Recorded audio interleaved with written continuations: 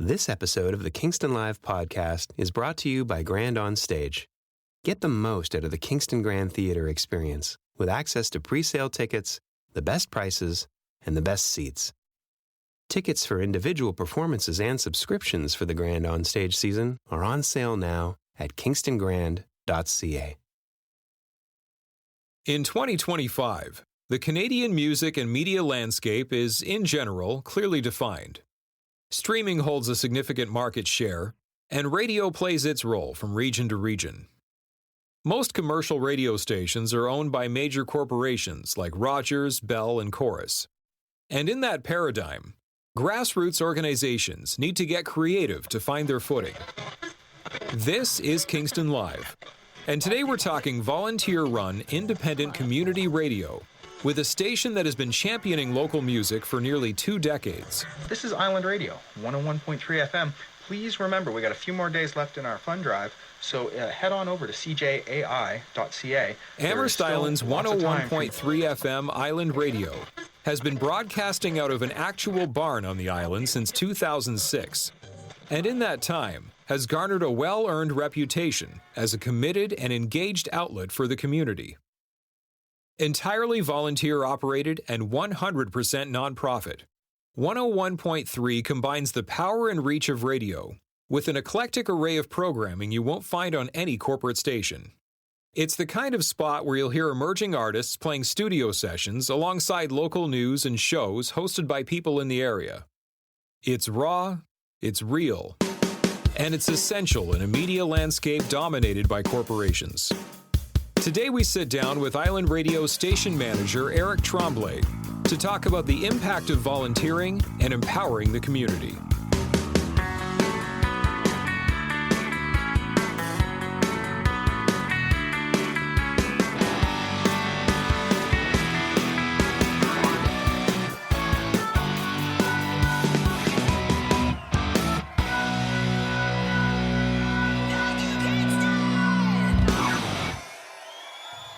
All right. Should we jump into it? Take her away.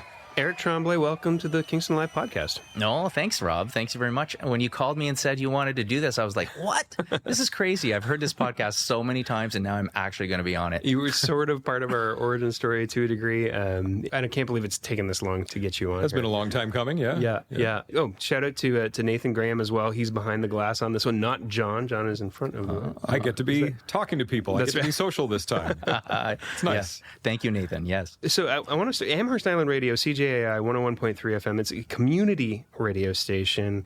What's the difference between a community radio station and a commercial radio station? I'm asking because I'd bet that most or many of our listeners probably don't know or think about it when they're channel surfing the radio dial. So in Canada here, the way it basically works is there is 2 major kinds of radio stations. Commercial radio station, as you can think about it, it's there to generate profits, money for the owner. Sometimes it could be a private company that's owning that radio station. Other times it could be a public company that's owning that radio station. But of course, they're going to operate in a kind of a revenue generation type of model. But a community radio station is pretty different. Most community radio stations in Canada are either registered charities or they're nonprofit corporations, and they're largely volunteer run. And the mandate of these particular organizations is to invite the community into the radio station to be part of the radio station. And really, that's why the programming on community radio stations often reflects the needs, desires, and wants of the given community population. It's pretty diverse here in a community radio station, and it's actually pretty exciting too, because we let untrained people talk on microphones. I'm one of them right now. Well, that's the other thing. It's not just the broader community, but you have a community here. You have all these people, these volunteers that get involved. Oh, yeah. And we have jokes around here at the radio station because I've been here 14 years with this one.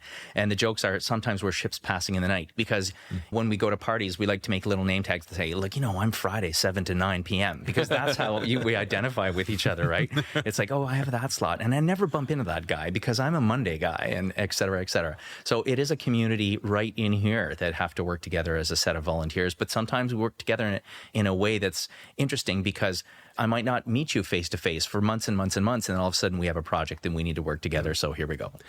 In 2026, the station, I think, is going to be celebrating 20 years. Am I right? Yes. And it started in a barn on a little Amherst Island just across the water here. We're sitting in a beautiful modern facility right now. You've come a long way. Give us the backstory briefly. Oh, yeah, you're right. So this is before my time. But basically, a bunch of crazy islanders decided that, you know what, it's very possible. I think we can go ahead and make a radio station on this island, right? And really, one of the creative forces back then was Peter Truman. So he was an ex-anchor with Global Television, and he retired. He did his first phase of his retirement by moving to Amherst Island. And he had all these skills, as you can imagine, working in a very top-notch pro job for so many years. And he said, you know, we could do this. All we need is that island ingenuity, because that's the thing about the island. They don't care. They just do things, okay? Because, you know, that farmer can do this and that guy can wire an electrical circuit and you snap your fingers, stuff is done. And that's exactly what they did. They just turned around and they converted an old milk house. The year before it was a radio station, there was actually cows there, actually milk tanks. It was a working farm. And they had a vacancy and they just decided, hey, what are we going to do with this place? Let's turn it into a community hub. And it's interesting because you mentioned 20 years. We just had our 19th anniversary. And one of the original folks from those days, Jim Gould, came to visit us. And I asked him a question on the mic and I said, how is it like coordinating the volunteers in the very, very early days when you just lit up that barn? He says it was so easy. I think there were 9 of us. So it's been a lot of change now from a 9-person organization trying to fill a schedule 24 hours a day to over 60 people here that are working in the modern incarnation of this place. We were talking just before we started recording here, and you mentioned the Amherst Island Radio mission. Is there actually a formal mission? And has the mission changed, or was it sort of conceived and put into motion back then, all those 20 years ago? Because it seems like there's something still driving the organization forward. And I was going to ask, was it originally founded to serve the people on the island? Yes. Okay. So that's exactly right. So in the beginning, they had what's called a 5-watt developmental transmitter. It was on 93.7 was the frequency. And you know what 5 watts, for anyone who's familiar with the local geography, if you were on the ferry dock, you could hear the radio station, but as soon as you went to Amherst Bath, it was over. Like you couldn't get 5 watts. In that first year, there's a lot of stories, again, before my time, but a lot of stories where people used to just drive and park on the dock and listen because they just thought it was crazy that there was a radio station over there operating like 5 watts, sort of Radio Free Caroline kind of a situation. It's floating in the lake, right? But after doing that for 1 year, they just decided, okay, well, it's kind of cool. And what we need to do is grow it a little bit. So they went and applied. And this is federally regulated, right? So there's process after process after process. And then they turned it into a 250-watt radio station. And this all of a sudden unlocked the entire island because even at 5 watts, there was places on Amherst Island that couldn't get it. And the mandate that was written to the CRTC in the very original day was, it's an island radio station. It's for islanders only. This was the way it was going to be. The accidental side effect that happened, though, when they opened up to 250 watts is all of a sudden, hey, these crazy mainland people can all of a sudden hear what's going on in that barn. Unintended, right? Because we're all doing island-based programming, and all of a sudden people on the mainland are like, hey, we like this island-based programming. And then, the internet did things as well, because all of a sudden people could listen everywhere. And then it just grew, John, just like crazy, to the point where in 2021 we got a formal approval from the CRTC to be for the entire municipality of Loyalist Township. So we had to erect a massive tower. We spent $200,000. We erected a giant tower, and now we're 4,800 watts. And I talked about accidental side effects. Well, in the early days, we now have an accidental side effect now with this more power is we get all of Kingston, we get all of Napanee, we go up into Stone Mills and Tamworth, and now the community engagement is so broad that it kind of scares us once in a while. And what do you mean by that? It's just crazy stories. Like people say, oh, yeah, I've been listening to you guys for years. Ever since you guys made that change and I can get you all of a sudden and all this. And people be living in the weirdest places, like Shannonville listening to us and stuff like that. People that we don't immediately think is our target market when we're talking, right? But they're like, oh, yeah, I have your radio in my kitchen all the time. It's the station that we listen to in the kitchen or in the garage. We get a lot of garage radio, right? And the number one reason why they like to listen, because I was formerly the president of this organization for 10 years. Now I'm the station manager. My job is to find out why. What's the secret sauce? Why do people like this? Pretty much the number one thing is they just don't know what the hell we're doing. and they don't know what's going to happen next. And I tell them, well, okay, neither do we. So we're going. There's a predictability to commercial radio where, you're turning on, you're probably tuning in because you know what's going to happen. You can predict what's going to, I want to touch on that because community radio stations are known for the variety of content and formats. You're not just playing one type of music, for example. But for those unfamiliar with the radio station, tell us a little bit about the variety of programming on Amherst Island Radio. So we have a series of workflows that we use for the programming. The most popular one is to have an actual live human being sitting behind a microphone. We have 2 studios, like we talked about, the one that's in the barn. It's still fully active. We call that our world headquarters. But now, just in 2025, we launched this media hub in Bath. So the broadcaster has free choice, and it can be different from each week. Like, let's say you're the Monday morning guy. Like, you can be Monday morning one week on the island and Monday morning the next week here. And the idea is everyone who sits in the chair has 100% creative control. So, Rob, if you love death metal, guess what your show's about, Rob? Your show's about death metal. And one of my roles has been to recruit volunteers over the years, and I get that question a lot from people who want to help. And they say, what kind of show should I do that your listeners are going to like?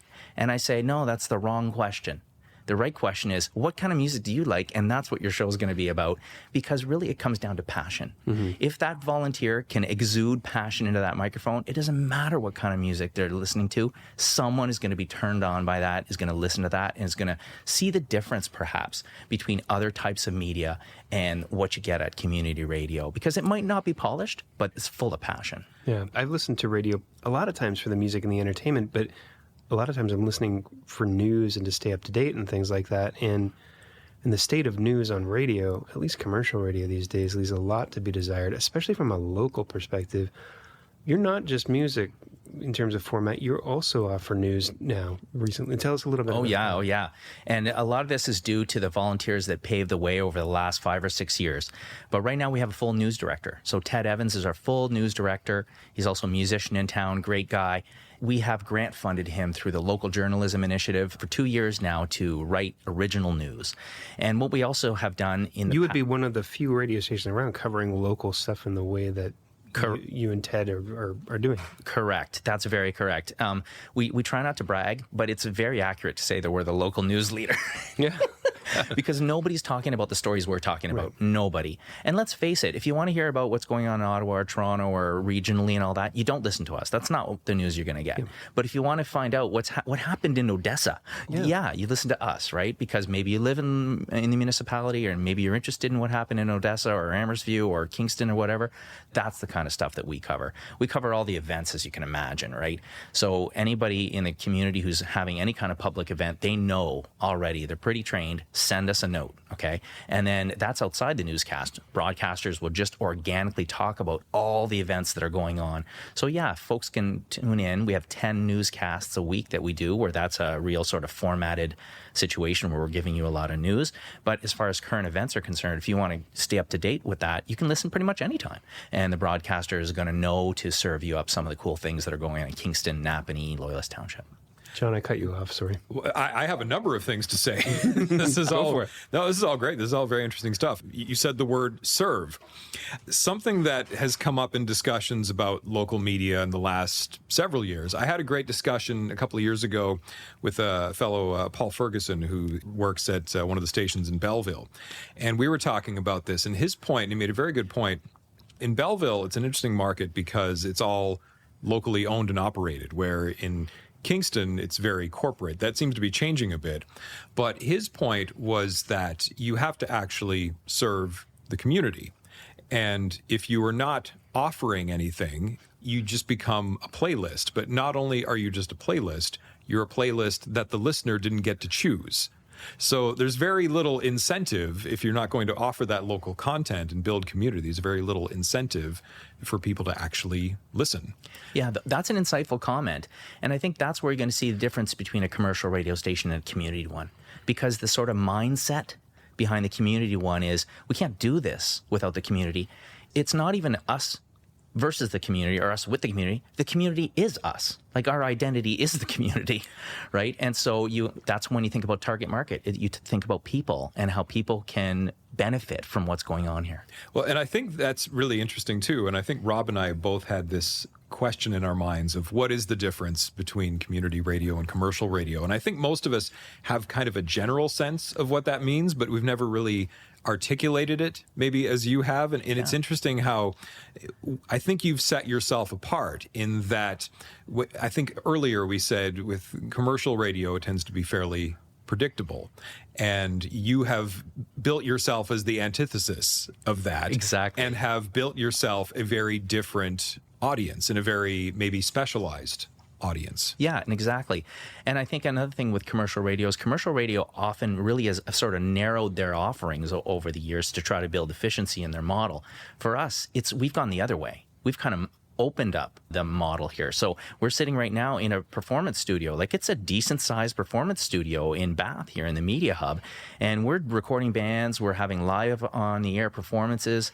You know, last year we had 150 live bands in studio. So talking about inviting a community, they see themselves as part of this. They show up here, and it's not like it's pay to play over here, right? Many, many things are absolutely zero cost. How we get paid as volunteers is smiles. If someone is here and they are digging it and they're digging the vibe and that was a great session, we just go home and we feel great. We did a great job that day as part of the community. The people that come here to play are actually our equals. They're on the team that day. And our goal is to entertain people, you know, benefit the community for this. And it's just great because I've had so many stories over the years of like sort of boomerang karma, if you will, you know, where we do something really cool here and then like years can go by. And then someone says, oh, you know, that time I went out there was so great, so great. I told these other bands, and then I'll say, oh yeah, that other band actually did come here to do a session and stuff like that. It always comes down to that serving thing. So we're going to develop a podcast workflow here. We're doing the live band workflow. We're doing FM. As much media as we can do here, we will do it. And we're calling it a media hub for a reason. Well, and it feels that way. I love this little live room that we're in right now. It's very comfortable. It's got a good vibe. And do you do live performance to air from this room? Yeah, that's exactly right. So like going back to the 20s, the 30s. Oh, yeah. Yeah. Oh, yeah. And I guess it is the 20s, but the 1920s. Yes. We have actually some shows that's exclusively what they do. Like one of the best ones is the Wolf's Den. Currently, the hosts of the Wolf's Den are Jay and June. But what they do is every week, it's a live gig. It just is a live gig. They just will book a month in advance, rolling bookings, just come on down. Everyone just hangs out here, plays music. It doesn't matter what kind of music you play. It doesn't matter how many musicians you're bringing. Just show up, okay? And they go live to air all the time. And that was built by Ellis Wolfries. He started that model on Wednesday afternoons only 1 month after this place opened in 2006. So in May 2006. And we've kept his spirit moving forward. He passed away a few years ago. And it's just fun to know that we have one slot where you can just turn it on and there's live music all the time. It doesn't matter what it is. And of course, live music will occur on all kinds of other random slots, but some of them are actually designed like that.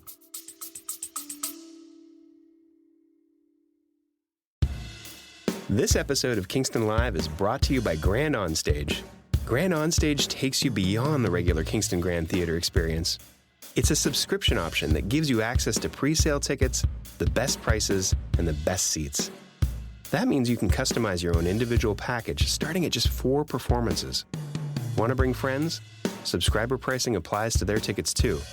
And if your plans change, just exchange your tickets for another performance.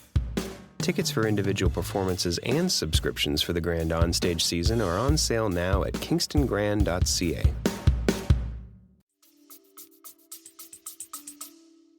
Eric, from the beginning, Amherst Island Radio has embraced and supported live and local music. You know, the station has a presence at local music festivals and live music events. You know, you've built this amazing live performance studio into your these new facilities that we're sitting in right now, and you even operate an online station dedicated to playing purely local music. That's Radio Free Stella. Why does live and local music seem to be an essential ingredient to Amherst Island Radio's success? That's a great question. And I think it comes down to tie it back to this community business, right? We are all members of the community. What influences us in the community? It's the stuff that's actually close to us. It could be that local business that you like, that pizza place or that restaurant or that store. but it can also be the local music. Listen, a lot of us are in this radio station or associated with this organization because we love music. So we're going to gigs, we're going to shows and stuff like that. And tying it into showcasing local music is a huge thing. I mean, I've been a giant music fan my whole life, but I've always been slightly disappointed with commercial radio that don't play enough local music. So when I got involved here and a long time ago, and I saw that we had actually a giant local music library, and the people that volunteered here actually cared about collecting that stuff and actually playing that stuff on the air, that was a huge, huge deal to me. I was really excited by this. And then we spun up Radio Free Stella, which is an internet-only radio station. What we do, it's basically a place where we put all the local music, right? It's just a way for us to do this. And a couple of organizations on occasion actually put it on their PA system of their store or whatnot. For example, I've heard of Habitat for Humanity, like just playing over the PA, because there's no talking. So it's very easy to just put it on in the store. And it's just so cool to be walking in there and you hear Miss Emily, or you hear Sons of Rick, or you hear, whatever local band that you want. You're just hearing Kingston stuff on the air all the time. So we play a lot of local music on the FM signal. But of course, it's really fun to have Radio Free Stella that's all local all the time. Amherst Island Radio has always been 100% volunteer run. Until recently, I think. In fact, for years, you've been a volunteer board member yourself, but you were just hired as a salaried full-time station manager, which you mentioned previously. Congrats, by the way. Yes, thank you. But what's changed? So I guess the idea is we're a slow-moving organization, but what we've been doing, because the growth and the demand from the public is increasing the complexity around here. Because when you're running one radio station like our world headquarters on Amherst Island, and it's only 500 or 600 square feet, that's a degree of organization that is reasonable. Now we have 2 locations, and this one is 3 times larger. The one that we're in today in Bath is 3 times larger than the one that we have on the island. And now it's becoming a little bit like more moving parts, right? Nathan Graham, who's with us today behind the soundboard, he himself is a summer student that's hired on a Canadian Summer Jobs grant. So he needs supervision, All these little things need a little bit more energy. We've got Ted now, who is a salaried employee, grant funded. And as these complexity has increased here, the board of directors has thought that, okay, we need to have just a couple more hours of somebody supervising things and making sure all the volunteers are, collaborating in the way that we need them to collaborate. So yeah, they just spun up a 1-year gig. I have a 1-year gig to be the station manager here. You even had to apply. There were other candidates. Yes, and there were interviews, and tough interviews. And so 1-year gig, and now it's, I like to think about it like the future's sort of in my hands. If I do a good job here for 1 year, and another thing, if I can grow revenue. With more revenue becomes more degrees of freedom, more choices for the board of directors to continue to grow this, because it's pretty limitless, as far as what we can do here. We have the facilities now, we have all the technology now. It's just about organizing, continuing to lean into all things local, showcasing local businesses and local music, and then local events. And there's just so much to do around that, because Kingston is a busy place, and Napanee is a busy place. Loyalist Township, there's lots of stuff going on, and it's tough to cover it all. Wait, let's talk about business model for a second, because Amherst Island Radio is run as a nonprofit, and although you're funded by donations, the station's not a charity. Can you tell us about the importance of donations to the station and why local businesses might be inclined to make them? So I think that in the early days of the radio station, certainly the number one revenue stream was donations, right? Because if you think about the island can-do attitude, people thought, okay, we're going to build this thing for us and we have to help support it. So that was certainly the way. When I joined the radio station about 14 years ago, it was very clear that it was a self-funded model, but we have changed over the years. Okay, it's still very important for us to have donations. We just went through a very successful fund drive where our goal was to raise $25,000, and we actually got 106% of the goal. So we exceeded the goal, which was so exciting for everyone. But then the number, as far as revenue is concerned, that number is lower now than our other revenue streams. We have 2 other revenue streams that actually bring more funds into the radio station to fund the complex operation. The first is business advertising. We have over 90 local businesses that choose to advertise with us. It's only $3 a day, so I'll give the shameless plug now. And we've got room for 90 more, right? when I talk to local businesses, the reason why in their mind it's a great investment is because it signals to the community that they support local, right? This is a growing thing. Through the pandemic, there was a big push to support local, and now we're seeing it again with the rumblings that are going on in the States, this idea of supporting local. Both these things feed into the sort of DNA that we have here at Amherst Island Radio. So it has grown that revenue piece for us to be serving businesses. And then the third piece that really helps us, well, apart from grants, because grants do help us, but grants are kind of transient. You just never know when you're going to get it. But the third piece for us is charity radio bingo. We walked into this by accident. It was one of these things like we're a member of the National Campus Radio Association. And I don't know, 5 years ago or whatever, they had this little program where leaders of small radio stations were going to have a coffee chat with leaders of medium or larger organizations, just to, how's your station work? What do you do? Blah, blah, blah. Just casual. So I went to one of these meetings in Halliburton with Roxanne Casey at Canoe FM. And inside the conversation, it goes, oh, yeah, we make money with charity radio bingo. And she went into it, and I'm like, what? How do you make money with charity radio bingo? Yeah, if you told me that you had an idea to get people to play bingo from home by listening to the radio, I'd call you crazy. It's crazy. But that's exactly what you've done, and it's been wildly popular. Yeah, it's crazy, Rob. I got to tell you. Why do you think it's caught on? Well, it's way beyond my expectations, okay? Like, I'll tell you that right now. We're 4 years in. In the beginning, I thought, okay, it'll be a way for us to make $5,000, maybe $10,000. But no, we're talking $60,000, $70,000 that walks into this radio station. And the prize money is insane. How much have you given away so far? So far, we've given away over $195,000. Insane.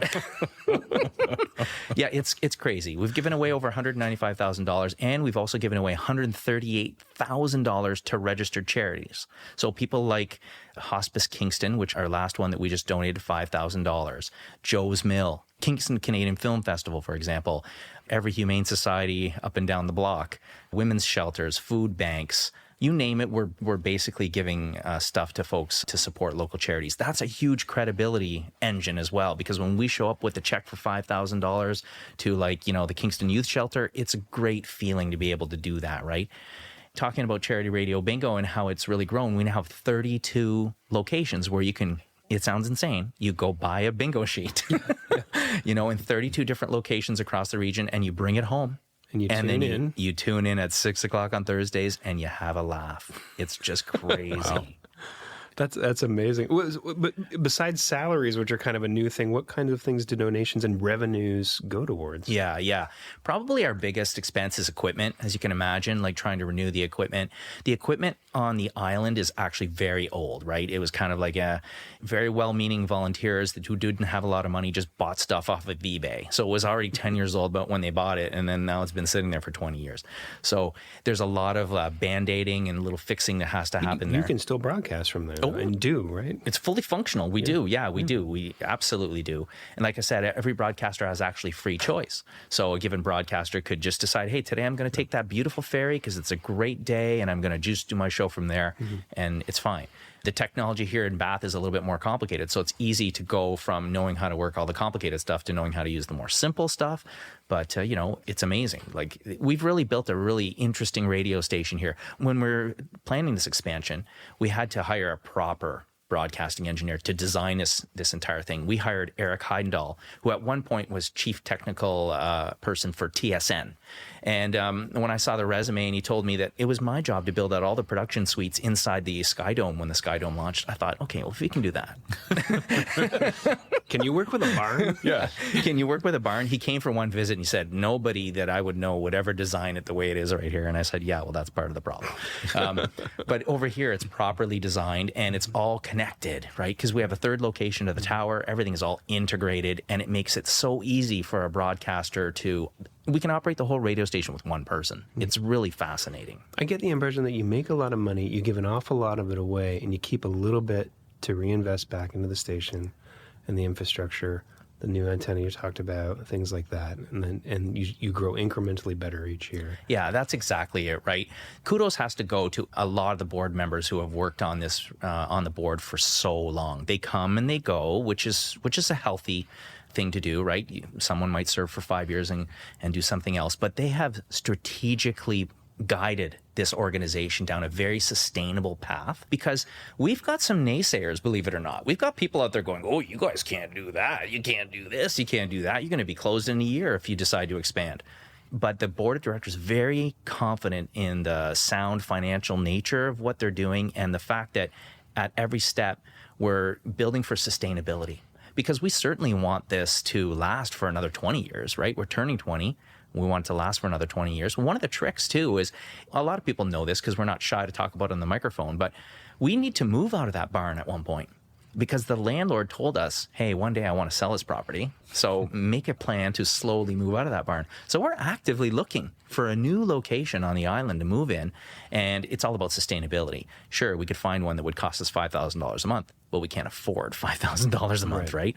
So how this board of directors can guide this organization in a very sustainable way is really the key. But, Kingston Live is also volunteer run. I can attest that it can be incredibly challenging to get things done when you're relying on volunteer efforts. But you've managed to mobilize a small army of highly engaged volunteers. What's the secret? I think it comes back to what I said earlier is we rarely tell them what to do, right? We just tell them, hey, do what you think is cool. Do what you're having fun doing.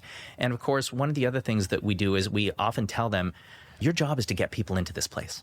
So they become your recruiters, if you will, right? And whether it's guests in the studio who are hockey players or they're gymnastics. Heck, we had a whole grade 6 class from Amherst Public School take over the radio station for 2.5 hours. So 25 kids just talked on the microphones. We didn't even talk on the microphones. I just pushed buttons for them. And it was like exciting, right? So we're ready to do pretty much anything that is cool and different and fun. And that's why volunteers think, okay, this is cool. We can actually do things. We often spend more time thinking about how we're going to do something and less time thinking about why we can't do something. How does someone get to volunteer with Amherst Island Radio? What kind of volunteer opportunities are there? The best way to do it is just to reach out to any volunteer. And then eventually you'll probably land in front of me, at a coffee chat or whatnot. And then for me, I'm always, I'm really good at talking to people and finding out what their passion is. So their passion could be music, okay? We have a lot of people that come here because their passion is music, and we just find out, okay, let's get you a show, let's do this, let's do that. But sometimes the passion can be like, I really like computers. Okay. Oh, excellent.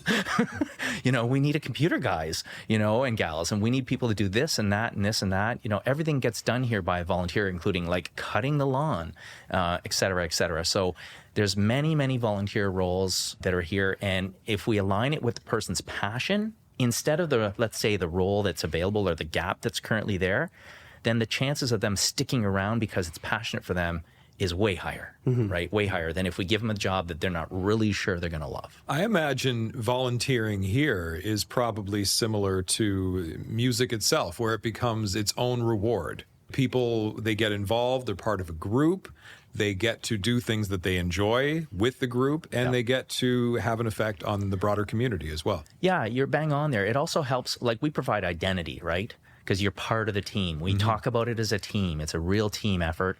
And that's a really fun thing to say. We'll even give you a business card if you want.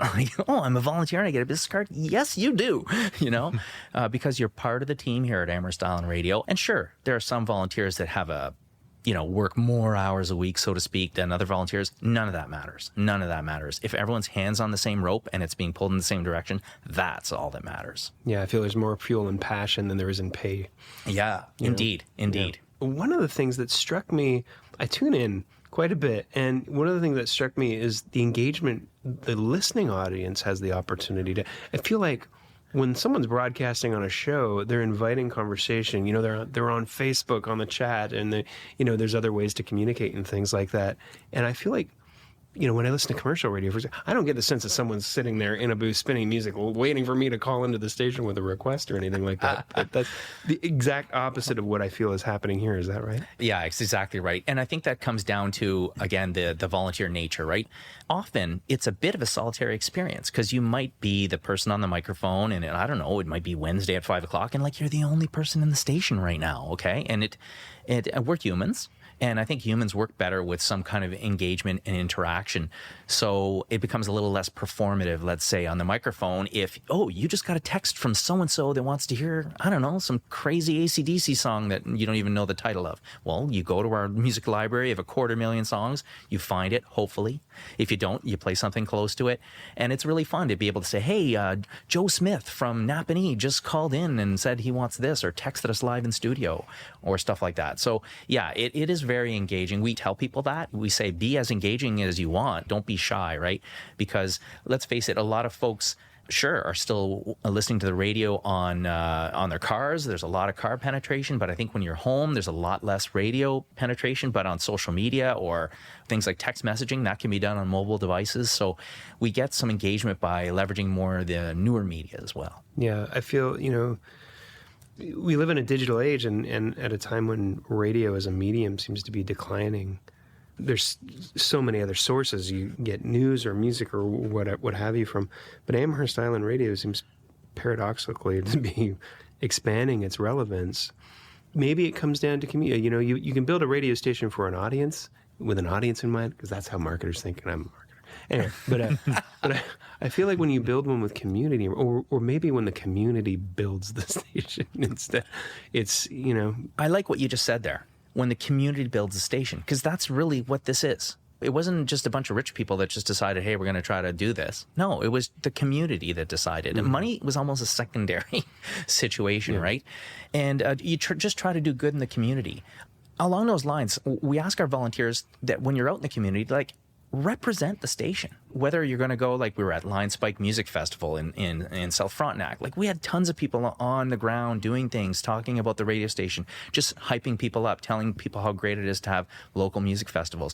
I was asked this year, very honored. I was the MC for Napanee Battle of the Bands, 2-day event where I got to stand up there and do things. I'm not trained for these things, but it's fun to be in the community and say, yeah, I'm Eric Tremblay. I'm with Island Radio, 101.3 FM. And it just gives a face to a name and a human touch to everything like this. And I think that's one of the things that media can really improve on. A lot of media is through a device, whether it's a radio, a television, a mobile device. But I think that one of the wins is the media should be face-to-face in the community it's serving. So we tell all our volunteers, and this is where we have a lot of power in that sense, because we have 60 volunteers. They amplify the face-to-face impact that this group makes in the community. And then that's how you get new listeners. Because people are like, I never heard of this radio station, but my neighbor George does a show there. Oh, really? When? I listen in. Boom. Mm-hmm. Yeah. There always seems like there's something brewing at Amherst Island Radio. There's nonstop ideas. We get the emails, we read them. You've always got your sights set on another milestone, and I know with next year being your 20th anniversary, what are the next big milestones? What's cooking? Yeah, the next big milestone would be in the very room that we're doing right here. It's getting it all video enabled is going to be the thing, because we want to be able to do, let's say, live to YouTube gigs at the same time as we're live to FM, and then have proper video producer who has 5 or 6 cameras that they could just switch through, and live production for the music and things like that. So that's one of the things that we're citing for this building. And because we built this building from scratch, we've got it all pre-wired. Just a matter of designing the system and getting it going. So I would think that's the first thing that we're going to be working on, as the festival season sort of wanes a little bit, because we do push out a lot of energy into the world, going out and onto all these face-to-face events and stuff like that. But then in the winter, there's fewer of those, more time to really work on the technical aspects. So I would say that's probably the thing that's the most top of mind. But then, as I mentioned earlier, it's this idea that, okay, we do need to find a new home for the world headquarters on Amherst Island. So that is brewing in the background for us as we network with other organizations on the island to find the best place to stabilize that location for another 20 years. And what about yourself personally? You've left a career to, for a station manager position at a community radio station. Not that that's a bad thing. Your passion is evident, but is there some kind of legacy or end game in mind for you? What's your greatest hope? Yeah, that's a great question. Well, yeah, you've talked about the fact that I've left a career. And yeah, for those that don't know, I worked for a long time in academia, like 32 years. And I just, quote unquote, retired. But I'm only 56 years old. So I'm not ready to die on the couch, so to speak, right? You look and sound much younger. Yeah, well, there you go. Thank you. But this has always been the plan. I'm always a person that's thinking 5 years ahead. I'm just visualizing 5 years ahead all the time. And 5 years ago, when I looked at this place, it was like, oh yeah, this is where I want to be. Before I'm 75 years old, I need to invest a lot of time in this community endeavor because I just love it. I get huge adrenaline from seeing someone who's afraid to touch the faders on the board to a year later, them asking guests in here, them doing live phoners, them doing Zoom calls into the studio. I just get a huge kick out of that, right? And so, you know what?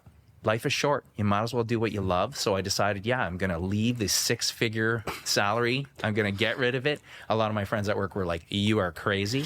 But I put away the 6-figure salary, and I just decided I'm going to sizzle on a shoestring and just have fun. Well, it makes sense when you think about it. And it does speak to the power of, like, we talk about community and we talk about volunteers, 60 volunteers. That's a lot of volunteers. Oh, yeah.